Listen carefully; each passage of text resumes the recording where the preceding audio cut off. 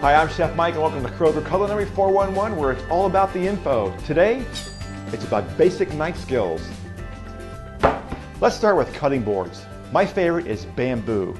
To me, it's probably the safest board because unlike the glass cutting boards, your knife actually goes into the wood. On glass, it slides to the side, which is very dangerous when you're chopping and cutting. For safety issues, when you're cutting on your cutting board, you'll notice that if it's on the counter, it's going to have a tendency to move around. To stop that from happening, place a dampened paper towel on your counter first before you place your cutting board on so it won't move. My favorite knife of choice is the 8-inch chef knife. To hold the knife, take your index finger and your thumb and pinch both sides of the top of the blade. Then bring your other 3 fingers back onto the handle of the blade. This will give you a sturdy and firm hold over the blade. Notice that the blade is rounded. For the safest cutting technique, the blade actually never comes off the cutting board as you're cutting up and down while moving the blade up and down.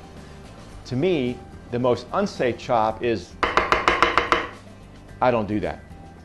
The other half of the safe cutting technique is going to be your hand that holds the food you're cutting. You don't want to keep your hand in this position or this way. You want to make sure you do what we call the claw grip, where your fingers are at the very top holding the item you're cutting. Let's start with an onion. We're going to cut it from the root end to the stem end. We'll bring our fingers up to the claw grip, put the knife on top, and drive the knife down till it hits the cutting board, and then finish your cut. Next, we're going to lay the onion down on the flat side where it's going to be easier to handle. Fingers again in a claw grip, remove the end where the stem was, keeping the root end intact. Next, remove the outer layer of the onion.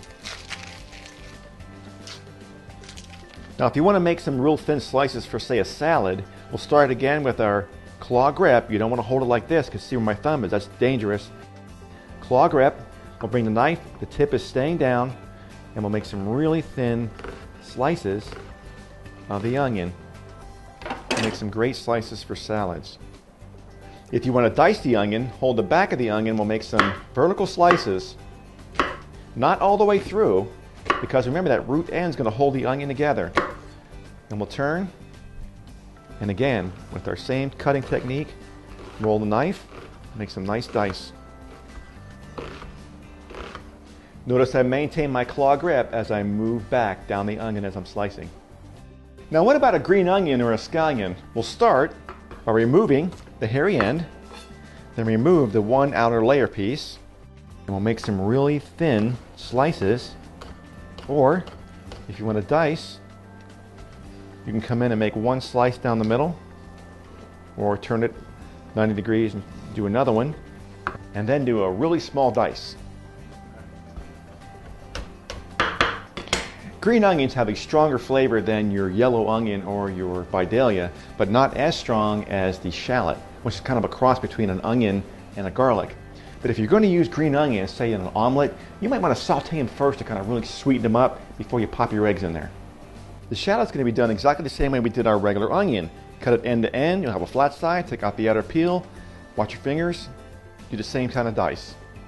Now don't let the steakhouses have all the fun. Slice your shallots really thin, saute them in some olive oil on a really low heat where they're just simmering. It might take about 10 minutes, but you're going to make some fantastic onions to go on your steak. I'll call them tobacco onions. How about garlic? This is a head, and these are the cloves. Never refrigerate your garlic.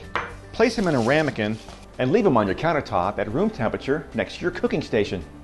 Start by removing the tip where it's connected to the head. Next, we'll place our knife flat and give it a pop.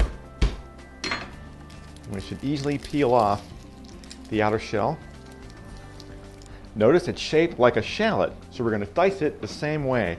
We'll start with our claw grip and come in not all the way through so it stays together. We'll make some slices, and we'll turn, claw grip, and we'll give it some slices to make a nice dice.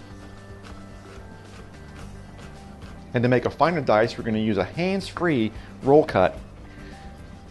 We'll cut it through, then we're going to line the pieces up so we get more cuts per swipe.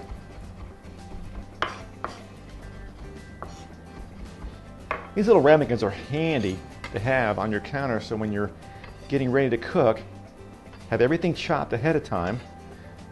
The French call it mise en place, which means a place for everything and everything in its place. You never do any cooking till all your items are diced, cans are open, and lined up in the order they go into your pan before you start.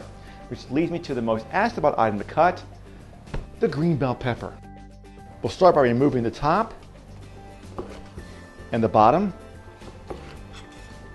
Remove that seed clump. Cut it in half again. Then we're going to remove these white inner ribs that are extremely bitter. You don't want those in there, or the seeds. The shiny side or outer side of your bell pepper needs to be facing down towards the cutting board. If you cut it with it facing up, your knife will just bounce all over the place. It's very tough. So with this, we're going to go ahead and start with our claw grip. We're going to go ahead and make some rolling thin chops to make a julienne slice. Then we'll turn and line them up, and then come the other way, claw grip, to make a nice dice. How about ginger? Best way to peel it? A spoon. We'll just take the spoon and scrape it right off.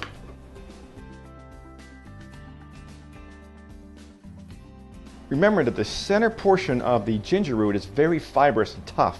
So we're actually going to come in with our knife and cut around to use the outer portion of our ginger, leaving that center fibrous behind. We'll make some nice thin julienne slices, and we'll turn and make a nice fine dice. Now the recipe calls for grating the ginger. You can use a microplane or a regular hand grater, keeping the ginger whole after you peel it, and just lightly grate around, keeping the middle fiber section intact. Don't use that part. Lemon wedges for seafood. Be nice to your guests. Remove both ends first. We'll lay it flat, and then we'll slice our wedges. And this way, you have a nice little handle so it doesn't slip out of their fingers. Let's finish with a tomato. Start by removing the top, or where the stem end is. Next, we're going to cut around the seeds, which are bitter, and the juice, which is tasteless. Cut around the tomato, coming around and curving the knife as you come around. And we'll discard the center.